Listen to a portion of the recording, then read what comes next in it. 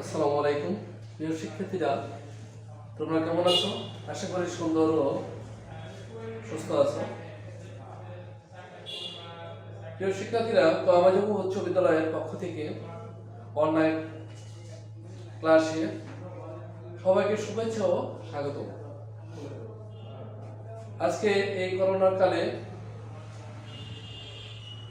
বাংলাদেশ তথা গোটা বিশ্বব্যাপী শিক্ষা ব্যবস্থার যে করুণ পরিস্থিতি, এই পরিস্থিতি থেকে উত্তরণের জন্য আমাদের শিক্ষা অনুরাগী মাননীয় প্রধানমন্ত্রী শেখ হাসিনার নির্দেশনায় এবং আমাদের বিদ্যালয় কর্তৃপক্ষের নির্দেশনায় অনলাইন ক্লাসের ব্যবস্থা করায় তোমাদের শিক্ষা ক্ষেত্রে যে ক্ষতি সাধন হয়েছে তা কিছুটা কাটিয়ে উঠতে পারবে এবং খুশি উঠতে পারবে। প্রথমে আমার পরিচিতি দিই। আমি মোহাম্মদ আখতারুজ্জামান, সহকারী শিক্ষক, গণিত, কয়াবাজারপুর উচ্চ বিদ্যালয়। প্রিয় শিক্ষার্থীরা, আজকে আমি তোমাদের সামনে নবম শ্রেণী ভকেশনাল গণিত একের চতুর্থ অধ্যায়ের সূচক এবং অনুসরণী 4.1 এই সূচক নিয়ে আলোচনা করব। প্রিয় শিক্ষার্থীরা, ছোট বড় অনেক সংখ্যা আছে যে সংখ্যাগুলো আমরা সহজে লিখতে পারি না। সেই সংখ্যাগুলো খুব সহজে এই সূচকের মাধ্যমে আমরা প্রকাশ করতে পারি। এই সূচকের মাধ্যমে খুব সহজেই বিভিন্ন গাণিতিক সমস্যা সমাধান করতে পারি। এমনকি সূচকের মাধ্যমে আমরা বিভিন্ন সংখ্যাকে বৈজ্ঞানিক পদ্ধতিতে প্রকাশ করতে পারি। তাই প্রিয় শিক্ষার্থীরা, আমাদের সকল ছাত্রছাত্রীদেরকে সূচক সম্পর্কে ধারণা থাকতে হবে। এই সূচক পাঠ করলে আমরা যা শিখতে পারবো তার বোর্ডের দিকে লক্ষ্য করো। আমি বলে দিচ্ছি, পাঠের বিষয় মূলত সূচক ব্যাখ্যা করতে পারবে, সূচক সম্পর্কে সূত্রগুলো ব্যাখ্যা করতে পারবে এবং তা দিয়ে গাণিতিক সমস্যা সমাধান করতে পারবে। প্রিয় শিক্ষার্থীরা, আমি একটি গাণিতিক সমস্যা 4.1 আমাদের পাঠ্য বইয়ের 4.1 অনুশীলনী থেকে দুইটা গাণিতিক সমস্যা লিখে দিয়েছি। এই দুইটা গাণিতিক সমস্যার সমাধান আজকে আলোচনা করব। তোমরা আশা করি তোমরা মনোযোগ সহকারে দেখবে এবং প্রয়োজনে খাতা কলমে সমস্যাগুলি লিখে দিতে পারো।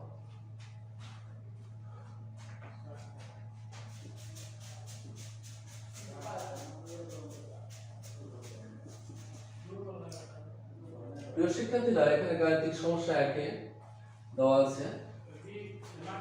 সমস্যা 1 এর আমরা সমাধান করব। রুট ওভার, এটাকে বলা হয় রুট ওভার x ইনভার্স 1, অর্থাৎ এই -1 কে সূচক বলা হয়, x এর সূচক বলা হয়। y into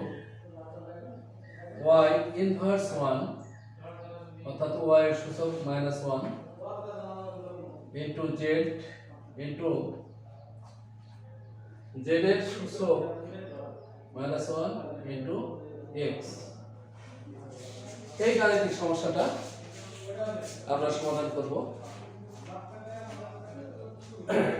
দেখো যখন কোন সংখ্যার উপর মাইনাস সূচকটা মাইনাস হবে, কোন সংখ্যার সূচক যদি মাইনাস হয় তাহলে এই সংখ্যাটা এভাবে লিখতে হবে 1/x * y, এটা লিখতে হবে একইভাবে 1/y * z, এটা লিখতে হবে এভাবে 1/z * x। প্রিয় শিক্ষার্থীরা, তোমরা লক্ষ্য করো এই 1 উপরের সংখ্যা, y উপরের সংখ্যা, তাহলে 1 এর সাথে y এর গুণ করতে হবে। 1 এর সাথে y এর গুণ করে আমরা পাচ্ছি y/x √ এই 1 এর সাথে z এর গুণ করে পাচ্ছি z/y √ এই 1 এর সাথে x এর গুণ করে পাচ্ছি z, x/z। এখন এই যে তিনটা √ এই তিনটা √ পরিবর্তে আমরা একটা √ এর মধ্যে সকল চলকগুলো নিয়ে নেব। y/x * z/y * x/z। তাহলে এখানে দেখো আমরা কাটাকাটি করতে পারি, যেহেতু ভাগ আর গুণ আকারে আছে, এটা কাটাকাটি করতে পারি। x এর সাথে x এর কেটে দিতে পারি, z সাথে z, y কেটে দিতে পারি। তাহলে রুটের ভিতরে কি আছে আমরা ভাগ করার পরে কোনো সংখ্যা না থাকলে 1 ধরে নেব, 1 আছে। তাহলে 1 এর বর্গমূল কি হবে? 1 এর বর্গমূল 1 হবে। প্রিয় শিক্ষার্থী, খুব সহজে আমরা এই সমস্যার সমাধানটা করতে পারলাম। আশা করি তোমরা বুঝতে পেরেছ।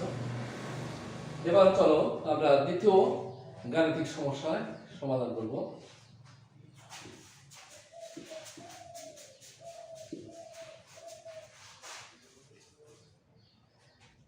দ্বিতীয় গাণিতিক সমস্যা বলছে প্রমাণ করো যে x সূচক a / x সূচক b, এর উপর আবার সূচক দেওয়া আছে 1/ab, একইভাবে দেওয়া আছে। এই এটাকে আমরা বাম পক্ষ থেকে ডান পক্ষ প্রমাণ দেখাবো। সমস্যা 2 এর সমাধান।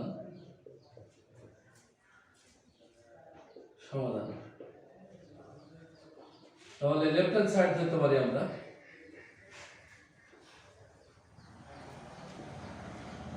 এটা দেওয়া আছে x চলক, আর উপরে যে এটা দেওয়া আছে এটা আমরা সূচক বলতেছি। একইভাবে x চলক, এটা সূচক, এটাও সূচক। একটু এখানে x এর চলক b, এখানে x এর চলক c, তার উপর হোল আবার চলক দিয়ে দিয়েছে 1/bc।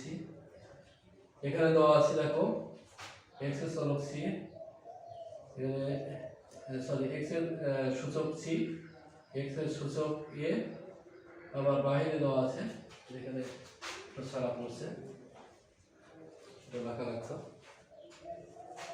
1/c। প্রিয় শিক্ষার্থী, প্রথমে আমরা ব্র্যাকেটের মধ্যে কাজ করে নিই। ব্র্যাকেট কি বলছে? এই x চলকের সাথে x চলক কি আকারে আছে?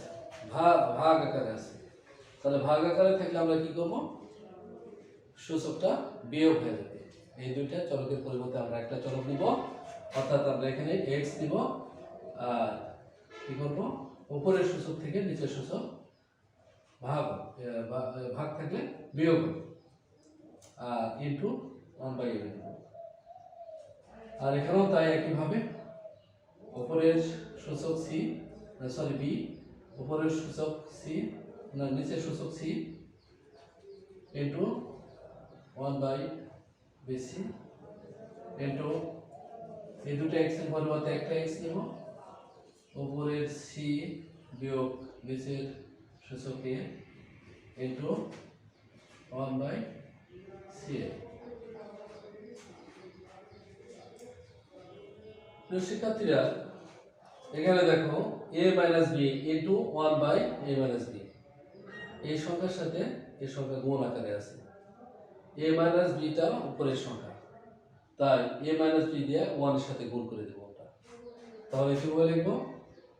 a minus b divided by ab into, এটাও তাই, b মাইনাস সি উপরের সংখ্যা, এই 1 এর সাথে গুণ করলে b মাইনাস সি হবে, আর নিচে বিসি, এখানেও তাই হবে, c মাইনাস সি উপরের সংখ্যা আর নিচে সি। তাহলে সূচকের গুণের সময় কি করতে হবে? এই তিনটা চলকের পরিবর্তে আমরা একটা চলক নিব, আর এই সূচকগুলো সব একসাথে যোগ করে দেব। গুণ আকারে থাকলে সূচক যোগ করতে হবে। তাহলে x নিলাম, a minus b divided by ab, এই গুণের পরিবর্তে আমরা যোগ চিহ্ন দিচ্ছি, মাইনাস সি, এই গুণের পরিবর্তে যোগ চিহ্ন ব্যবহার করলাম, c minus c divide by c. এখন কি করতে হবে? আমাদের x চলকের সূচকগুলো হচ্ছে ভগ্নাংশ আকারে আছে, তাহলে কি করতে হবে? আমাদের আগে লসাগু করে নিতে হবে। হরগুলি লসাগু করে নিই। এখানে ab আছে, bc আছে, c আছে, এর আমরা লসাগু করব। তাহলে লসাগু কি দাঁড়াবে?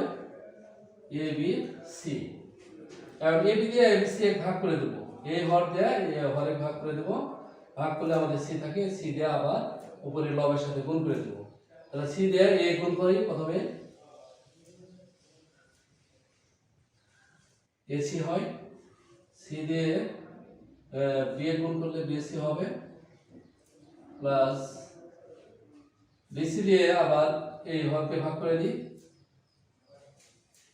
তাহলে a থাকবে, a দিয়ে এই দুটাকে গুণ করে দেব, ab হবে, মাইনাস a দিয়ে c গুণ করলে ac, তারপর এই প্লাস চিহ্ন দাও।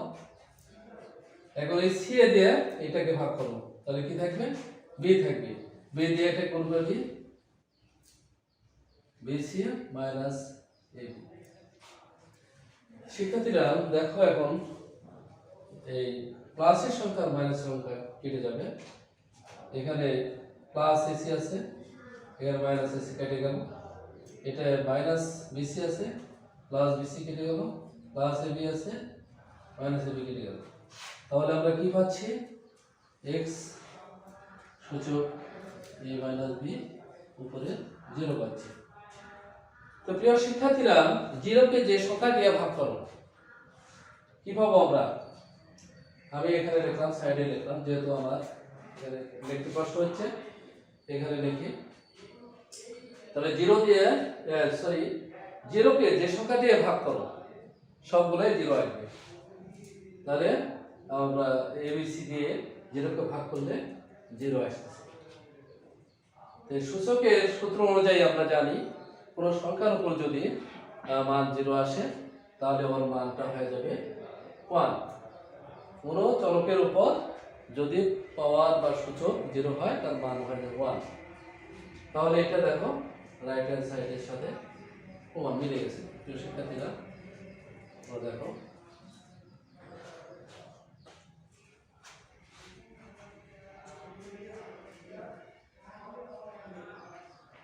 আশা করি তোমরা বুঝতে পেরেছ। আমি একটা বাড়ির কাজ দিই, হোমওয়ার্ক দিই, তোমরা বাড়িতে লিখে নাও, খাতাগুলো লিখে নাও।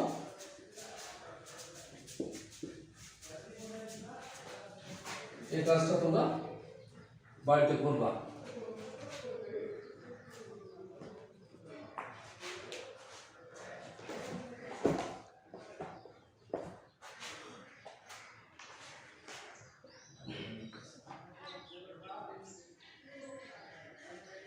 বাড়ির কাজ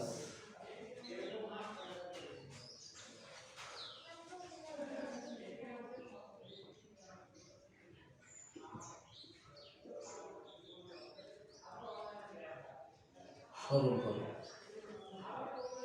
এই গাণিতিক সমস্যাটা তোমরা সুন্দর করে খাতায় উঠে নাও এবং বাড়িতে করবে। আশা করি আমার পাঠ তোমাদের ভালো লাগবে। এতক্ষণ আমার এই পাঠ মনোযোগ সহকারে শোনার জন্য তোমাদের সবাইকে ধন্যবাদ। আগামী ক্লাসে আরও অন্যান্য পাঠ নিয়ে আমি তোমাদের সামনে হাজির হব। প্রিয় শিক্ষার্থীরা, তোমরা ভালো থাকো, সুস্থ থাকো। খোদা হাফেজ।